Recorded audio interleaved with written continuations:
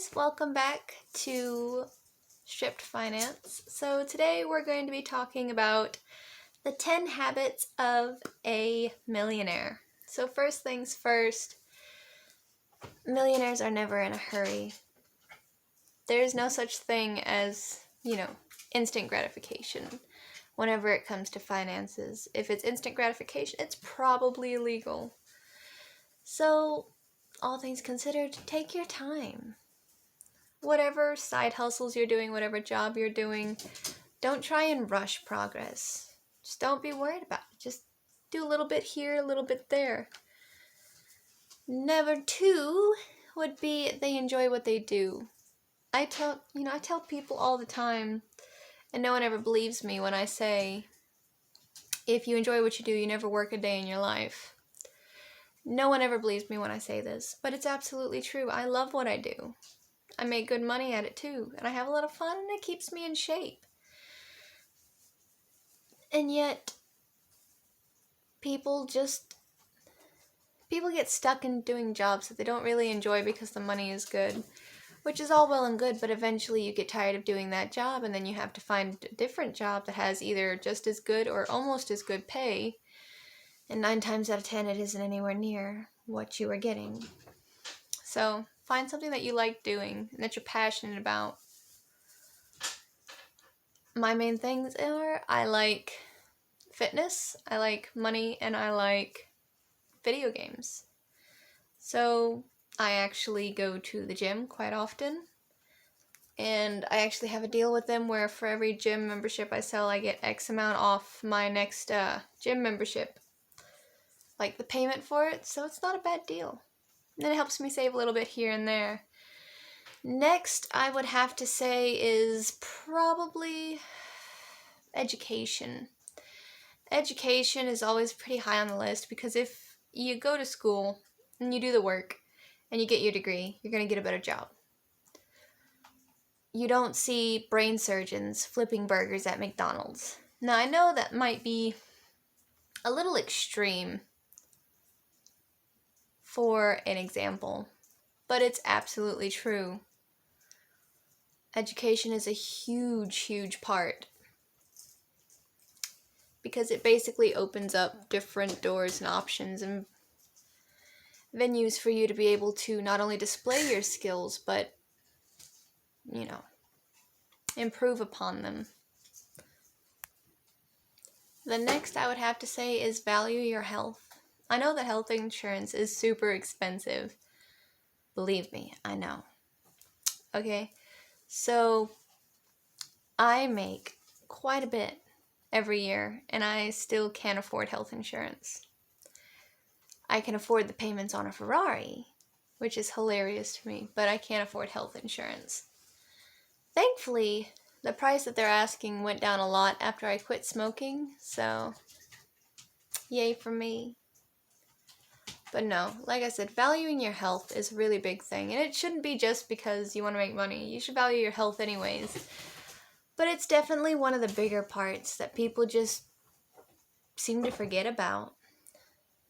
Another thing is having the drive and the want to succeed. Everybody wants to be a millionaire, right? But not everybody has the drive that it takes to push themselves to that area. A lot of people are just happy to sit there and hope that it comes along on its own, when in actuality you have to go out and you have to put in the time and the effort and the work. It's not a thing that typically goes by chance. There are exceptions to every rule, mind you. So for those of you who are going to be in the comments section being like, what about the lottery? The lottery is like a scam, okay? That's what it is. And everybody does it, so don't feel bad if you get stuck in that, because even I do it.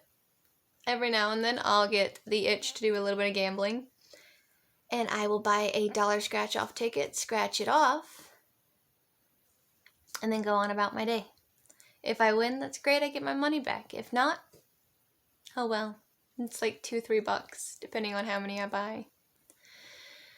But no, you have to want to succeed. You have to try and actually put yourself out there. With my job, we don't get paid to be there at all. I don't get paid anything. I work for tips and tips alone, so my boss doesn't pay me anything. In fact, I have to pay them. And basically what it is we call it like rent or house fee. And it's basically just the money for borrowing the club that night. And all of the safety measures that they put in place for us. But even then, out of every dance, they get an X amount. So, moving on. The next two we have are being frugal. So don't go blowing your money on stupid things. There's no reason to go out and buy a brand new car when you can get a used one for half the price, and it'll go just as long and it'll be just as fine. You don't need to go and spend money on ridiculous things when you could be, saving that money, putting it back to something actually important. Another thing is to live within your means. So if you only make, let's say, $2,000 a month, your bills are $2,500 a month. You're not living within your means. You need to cut something out. And a lot of people don't understand that, or 9 times out of 10, they'll get say a car they can't afford, right? They'll go and they'll buy this really, really nice luxury car, and they can't afford it because they don't make enough money. And at the end of the day, they either end up turning it in, or it gets repossessed because they can't make their payments. Live within your means. Be frugal. Don't go and blow your money on stupid things. Another thing is to be precise with your money. Know where every cent is going.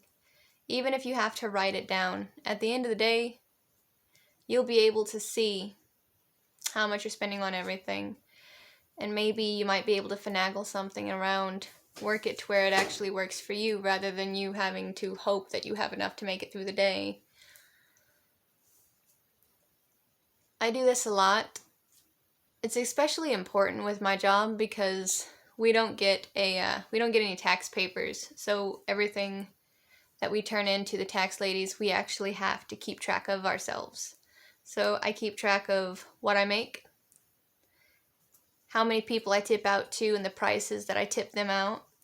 I also keep track of gas, wear and tear on my car, such as oil changes, tire rotations, new tires even. I also keep all my receipts for dance clothes, shoes, makeup, because at the end of the year, these are all things that I can actually turn in. So, that's it. I guess I'll see you next time. Bye!